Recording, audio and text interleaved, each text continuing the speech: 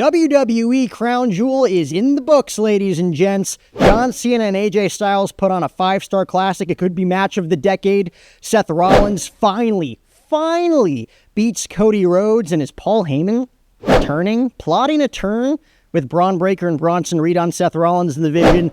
Who knows? Stephanie Valkyrie with a statement win over Tiffany Stratton. This is Jack O'Hara Wrestling. What's up, guys? Welcome back to the channel. If you want to have a friendly debate, some productive dialogue, or, just talk shit a little bit, remember to comment, like, and subscribe on the YouTube channel at Jack O'Hara TV. This is going to be a brief yet very productive review of WWE Crown Jewel. It started at 5 a.m. Pacific time, 8 a.m. Eastern in the States, 8 p.m. in Perth, Australia.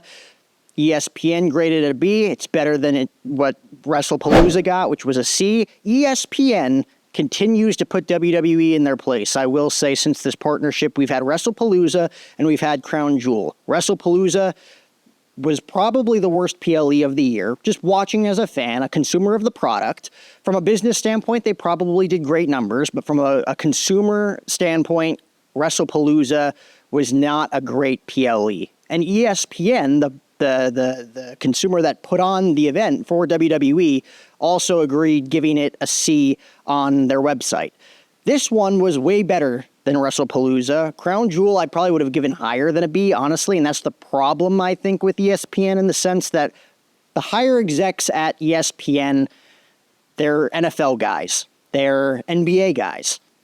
Maybe they're MLB guys. I wouldn't necessarily say so. I think NFL and NBA are the two shows, or the two promotions and the two sports that ESPN probably favors the most. And I wouldn't say that the higher execs at ESPN are necessarily huge WWE fans. So they're expecting a WrestleMania 40 performance as a PLE every single time out. I would have given this one maybe an A-. It gets a B for WWE Crown Jewel. We saw Seth freaking Rollins finally beat Cody Rhodes in a great Seth Rollins versus Cody Rhodes champion versus champion match.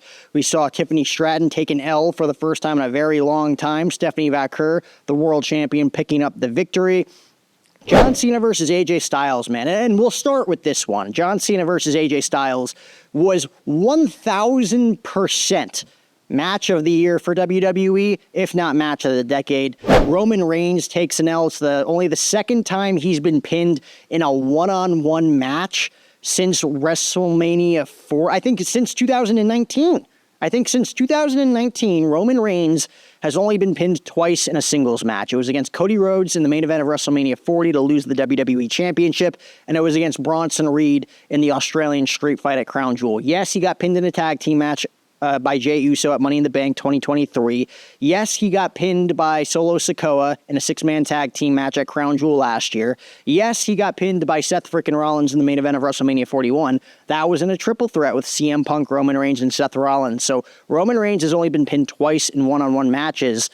Bronson Reed and Cody Rhodes. So that is a huge win for Bronson Reed, and we'll get into that and more, and why Paul Heyman might be plotting a turn against Seth Rollins in the near future with Brock Lesnar. We'll get all into that and more, but let's start with John Cena versus AJ Styles and what can only be considered a love letter to professional wrestling. John Cena's had many great rivals in the WWE, ladies and gentlemen. John Cena has had a massive rivalry with Edge. He's had a great rivalry with Randy Orton. He had a prolific rivalry with CM Punk. He had a great rivalry with Kevin Owens. John Cena has had great rivals with The Miz, with Daniel Bryan, with Eddie Guerrero, Shawn Michaels, Triple H, you name it. John Cena has had a great rivalry with all of them, but this rivalry with AJ Styles was kind of a turning point in WWE. Remember that era in 2016? WWE was transitioning out of, not having CM Punk for 2 years. John Cena was no longer a full-time professional wrestler. He was kind of dipping his toe into Hollywood. That was the first year John Cena was not a full-time professional wrestler in WWE. Kevin Owens was on the scene. Sami Zayn had just debuted on the main roster from NXT. Cesaro was getting his licks. Daniel Bryan had been retired at that point in time when it was a general manager on SmackDown. Hell, Shane McMahon was wrestling in main event matches in PLEs. That's where WWE was at that point in time. And AJ Styles made his debut as the number 3 entrant into the Royal Rumble match. At that point in time, we knew AJ Styles as the hottest free agent in professional wrestling. Mr. TNA, the face of the Bullet Club in New Japan Pro Wrestling. AJ Styles was the greatest professional wrestler at that point in time that has never stepped foot in a WWE ring. He faced Chris Jericho at WrestleMania. He faced Roman Reigns for the WWE Championship after WrestleMania at, I believe it was Payback and then Extreme Rules. And then he was free, and John Cena was also free. John Cena had been hurt that year leading up to WrestleMania 31. I remember he had a moment, obviously, with The Rock and the Wyatts at WrestleMania 32, but he had I think it was a shoulder injury, a labrum injury that kept him out of WrestleMania 32. And John Cena came back for his full-time program leading up to SummerSlam that year. And then after SummerSlam, John Cena, he was out. He was doing movies. He was gone until the Royal Rumble after that. And AJ Styles was the one blessed enough to have a program with John Cena in what we can only assume at that point in time was a dream match. We never thought we were going to see it. Mr. WWE versus Mr. TNA. Yes, it was the PG era of WWE going up against the Bullet Club. On paper, it was a dream feud that we never thought we would ever see between AJ Styles and John Cena. But we didn't really factor in that we were going to get to see one of the greatest rivalries in WWE history, looking back at it 10 years later. AJ Styles versus John Cena is one of the more prolific rivalries in WWE history as of today's date, October 11th, 2025. AJ Styles versus John Cena was a classic at Money in the Bank. Gallows and Anderson get involved. It was kind of a cheap victory for AJ Styles, but nonetheless, he beat John Cena. Then they had a 6-man tag team match at Battleground. I believe it was John Cena and Enzo and Cass of all tag teams against the Bullet Club. They just called them the Club at the time. AJ Styles, Luke Gallows, and Carl Anderson. And then at SummerSlam, John Cena and AJ Styles put on what I can only say was the greatest match I ever got to witness live at the Barclays Center in Brooklyn, New York at SummerSlam. Mano a mano, tit for tat, John Cena versus AJ Styles at SummerSlam is one of the greatest matches I think wrestling's ever seen.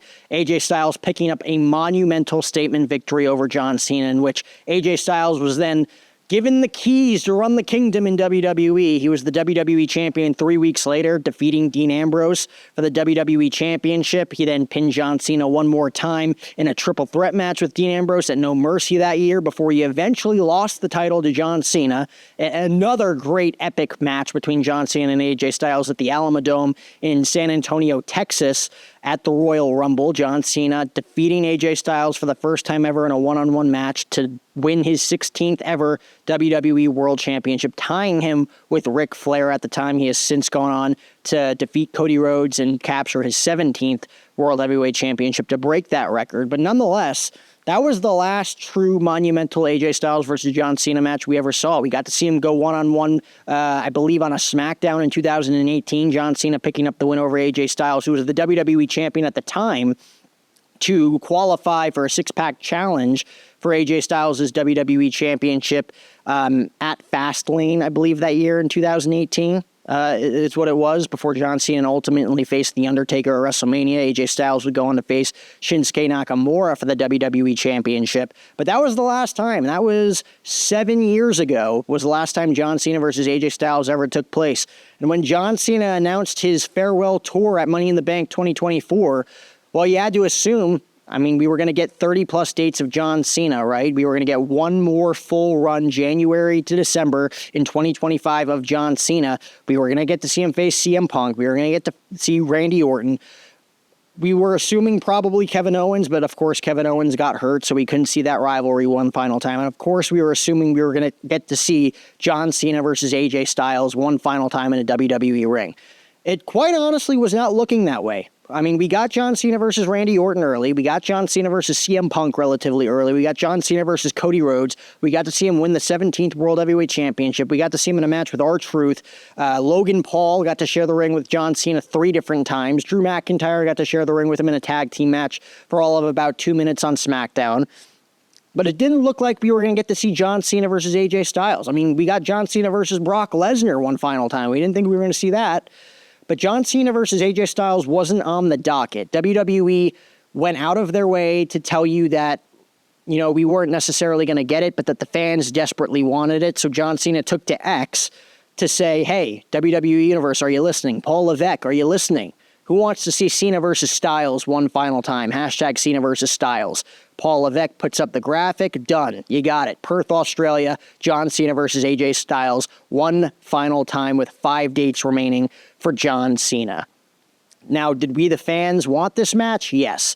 Were we the fans the reason why we saw this match? Not necessarily. I'm still on the fence that WWE was going to book this match no matter what, but they wanted to make the fans feel a little bit more important, to think that we have more of a say than we actually have. I think the R-Truth movement was a more of a WWE thing. I think they really did release R-Truth, but I don't think this was necessarily a situation where the WWE fans spoke and they listened to us. I think John Cena versus AJ Styles was always going to be on the docket for John Cena's farewell tour. How could you not have John Cena versus one of his greatest rivals of the last 10 years, and that being AJ Styles? So let's get into the match. AJ Styles versus John Cena one final time, and this truly is the final John Cena versus AJ Styles match of all time. John Cena is done in December, never coming back. AJ Styles, done in 2026, never coming back. No amount of money is going to bring either one of these two back. We're not going to see them face off at WrestleMania 43 in Riyadh, Saudi Arabia. No amount of money is bringing back John Cena and AJ Styles to wrestle one final time. So this was it. This was the final match between John Cena and AJ Styles in Perth, Australia at Crown Jewel. There was no doubt in my mind that the match was going to deliver. I was predicting a 5-star classic between the two no matter what. There was going to be no interferences, no Brock Lesnar to F5 both guys. Thank God they didn't book that to be the case, because John Cena and AJ Styles put on what I can only assume was a love letter to professional wrestling. They paid tribute to dozens of both WWE and TNA superstars of the past. John Cena obviously got his ring introduction of the greatest of all time, the never-seen 17, gracing Perth, Australia with his presence one final time. But he also had Alicia Taylor, the ring announcer, give AJ Styles his own special introduction. And I do want to add that AJ Styles was not just the phenomenal AJ Styles of WWE at Crown Jewel. No. He was the TNA version of AJ Styles. Came out in his TNA ring gear. He came out in his TNA necklace. That was the high flyer AJ Styles from Total Nonstop Action in TNA back in the early 2000s that came to the ring that night in Crown Jewel. And John Cena gave Alicia Taylor, AJ Styles' his own custom intro, saying the definition of Total Nonstop Action, TNA, the definition of TNA, which, given WWE's partnership with TNA, it's not all that, groundbreaking that they would mention TNA. The next one was a little bit more groundbreaking, calling him the ace and the ace and the undisputed boss of the Bullet Club, which is a New Japan Pro Wrestling reference, meaning that the WWE does not have a partnership with New Japan Pro Wrestling. If anything, AEW has a partnership with New Japan Pro Wrestling, and AJ Styles even said, holy shit, they just mentioned the Bullet Club on WWE programming in one of their more prolific matches of this PLE. The ace and the bona fide boss of the Bullet Club, the face that runs the place, seeing if he can beat up John Cena one final time, the phenomenal AJ Styles. And after the introductions, which were more than enough, John Cena and AJ Styles delivered what I would consider their greatest match of all time, definitely the WWE match of the year, if not one of the greatest matches of this decade. It's up there with Roman and Cody Rhodes. It's up there with their previous match at SummerSlam back in 2016. This was one of the greatest wrestling matches that we ever saw. I would compare it to, and this is not a match that maybe is fondly remembered in WWE history, but Randy Orton versus Edge, which was dubbed the greatest wrestling match ever at, I believe it was Payback in 2020 during the COVID pandemic, when all they had were NXT superstars as fans in the arena at the Performance Center at the time. Randy Orton versus Edge, that match had all the makings of a tribute to professional wrestling, right? They used other people's finishers. They used other people's signature maneuvers. We saw a great introduction from, Mean Gene Okerlund and the microphone coming down. Like, it was a tribute to professional wrestling. This match was not only just a tribute to professional wrestling, it was a tribute to superstars that you didn't think that they were in a tribute. It was a match in which John Cena hit an RKO on AJ Styles. He hit Randy Orton's impactful signature DDT. He hit, which I can only say as one of the greatest moments I've ever seen, is him hitting a Sister Abigail on AJ Styles as a tribute to the late, great Bray Wyatt, and then the WWE Universe turning the fireflies on and all the iPhone cameras going on, and John Cena, tearing up in the ring and looking up at the sky to Wyndham Rotunda as a tribute to him. That was incredible. But then on the other side, AJ Styles hitting Sting's patented finishing maneuver, the Scorpion Death Drop. He's hitting a pile driver DDT as a tribute to Christopher Daniels.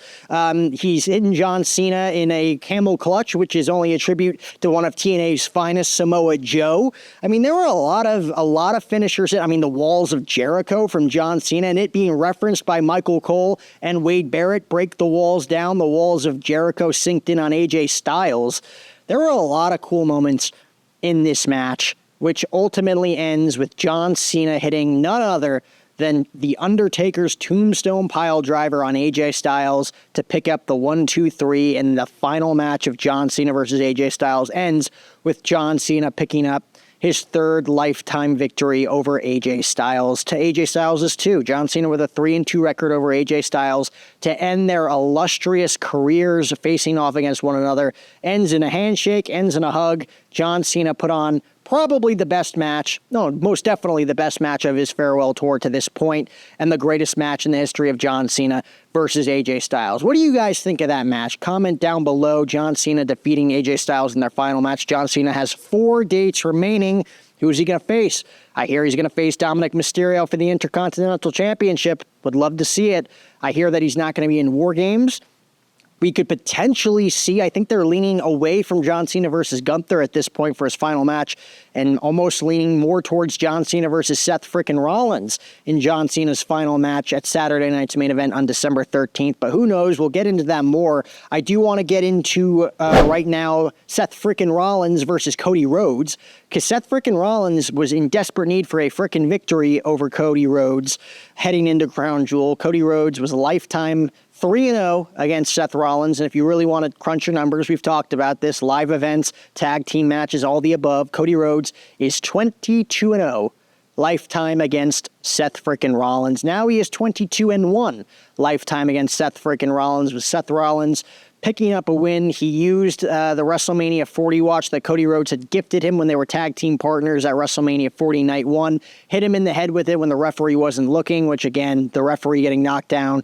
It's used way too much at this point by WWE. A lot of fans are getting sick of it, but at the same time, Seth Rollins needed a win over Cody Rhodes, and Cody Rhodes needed to remain looking strong. So Cody Rhodes is not hurt by this loss because Seth Rollins cheated, and Seth Rollins looks like a heel, as he should, cheating against Cody Rhodes and finally picking up a win over Cody Rhodes.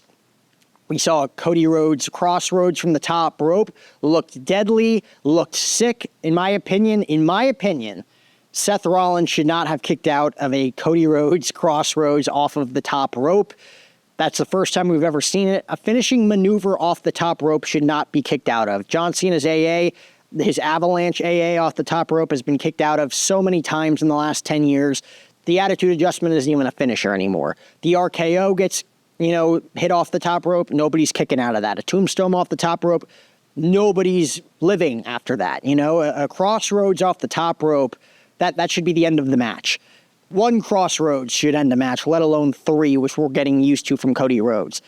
That when that move got hit, I'm like, there's no way Seth Rollins should have kicked out of that, but because we have the muscle memory in our brains to know that WWE overuses their finishers all the time, that was going to get kicked out of. And Seth Rollins kicked out of it. He hits a curb stomp on Cody Rhodes after hitting him in the head with the watch. Then he hits a curb stomp off the top rope, which does Cody Rhodes in for the 1-2-3. Seth Rollins beats Cody Rhodes and wins the Crown Jewel Championship and celebrates with Stephanie Valkyrie and Triple H to end that event in Perth, Australia. The bigger story, though, coming out of Perth, Australia, is the fact that Paul Heyman specifically instructed Bronson Reed and Braun Breaker to not interfere on Seth Rollins' behalf no matter what. Seth Rollins had to win this match on his own to overcome that demon of never beating Cody Rhodes. He also had to prove that he indeed was the future of WWE and the guy that's going to catapult and lead WWE into the future as the visionary, which you can only assume if Cody Rhodes was booked to win that match, that Paul Heyman, Bronson Reed, and Braun Breaker were no longer going to be in the corner of the Vision and Seth Rollins, or they were just going to continue the Vision without Seth Rollins. So now that Seth Rollins has won and Paul Heyman has kind of gotten into the head of Bronson Reed and Braun Breaker, are we going to see an eventual split of the Vision between Seth Rollins and Becky Lynch and Paul Heyman, Braun Breaker, and Bronson Reed? Because to me, that's the way that I viewed that coming out of Crown Jewel. Paul Heyman getting into the head of Braun and Bronson, he's two heavies. Seth Rollins isn't necessarily someone that Paul Heyman trusts, and Paul Heyman isn't necessarily someone that Seth Rollins would trust. Paul Heyman has Brock Lesnar in his back pocket. They're back together. No doubt about it in my mind that Brock Lesnar and Paul Heyman are in cahoots.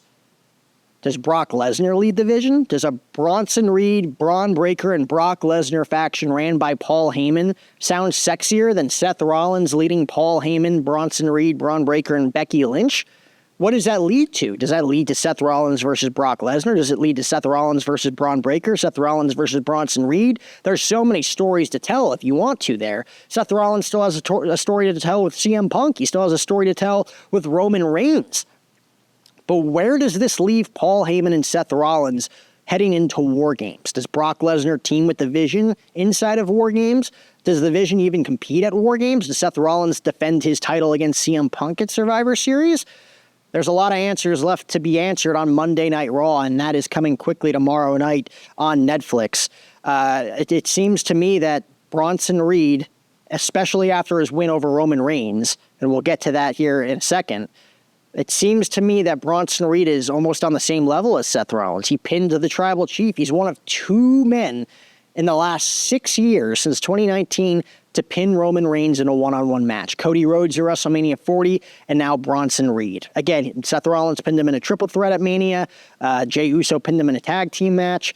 Solo Sikoa pinned him in a tag team match, but this is only the second time in a one-on-one match with the Tribal Chief Roman Reigns that someone has pinned Roman Reigns, and that is Bronson Reed. So now Bronson Reed is on a pedestal. Seth Rollins is on a pedestal after his win over Cody Rhodes. What does this mean for Braun Breaker moving forward? Braun Breaker interfering in that match on Bronson Reed's behalf. The Usos interfering on behalf of Roman Reigns, and we'll get into this Australian street fight now between Roman Reigns and Bronson Reed, which saw Bronson Reed pick up the win. It lived up to the hype. Roman Reigns beating the crap out of Bronson Reed beating the crap out of Roman Reigns. Braun Breaker with the spear out of nowhere on Roman Reigns, which results in Jimmy and Jay getting involved, and we figured that this would happen. And I had predicted it previously that Jey Uso was going to screw up this win for Roman Reigns accidentally. Steve, I think, predicted that Jey Uso was going to actually turn heel on Roman Reigns. I think Jey Uso is trying to be too much like Roman Reigns to where it wouldn't make sense for him to turn on Roman Reigns. But we did see a spot where Roman Reigns was looking for a Samoan drop or I believe Bronson Reed was looking for a Samoan backdrop on Roman Reigns. Roman Reigns got out of it. And then Jey Uso, out of nowhere, looking to spear Bronson Reed. Reed gets out of the way, and Jey Uso spears Roman Reigns through a table. Now, this is the way you book it. It makes Roman Reigns... It doesn't make Roman Reigns look weak. It makes Bronson Reed look hella strong by pinning Roman Reigns.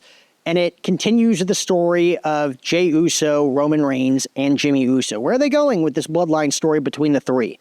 Roman Reigns is trying to prove that he can do stuff on his own. The big storyline moving forward with Roman Reigns is that he is looking to be a different person, a different man. He's looking to lead as the face of WWE without the help of his family, without the help of the bloodline, without necessarily, for lack of a better term, being a heel. Roman Reigns is trying to prove to the WWE universe that they can acknowledge him as the tribal chief and as the face of WWE on his own, without help from his family and from his bloodline. The Usos got involved after Roman said don't get involved. Jey Uso spears him through a table. We can only see where this is going moving forward for Roman Reigns. Does he try to get his lick back on Bronson Reed? Does he go after Braun Breaker? Hell, do they pivot to Roman and Jey Uso? Roman and Jimmy Uso? Do they pivot to Roman and Seth at some point heading into WrestleMania? I don't know. There's so many stories you could tell between Roman's perspective, between the Usos, between CM Punk, between Seth Rollins. I don't know who Cody Rhodes is facing at WrestleMania at this point, or if he's even going to be the champion. Maybe they turn Randy Orton at some point. Do they put the title on Drew McIntyre at Survivor Series? I don't know. They teased Cody Rhodes and Jacob Fatu at some point. But what do you guys think moving forward? And we'll have an official review of Crown Jewel with Steve Tesh here on the channel in the next couple of days. Comment, like, and subscribe down below on the channel at Jack Herrera TV. What do you guys think? Do you think I'm talking crazy? Do you think that Jey Uso is primed and ready to be the next tribal chief? Do you think Seth Rollins needed that win over Cody Rhodes? Do you think Paul Heyman is going to turn on Seth Rollins at any point in favor of Brock Lesnar in the Vision? All that and more. Comment below. Let's talk about it.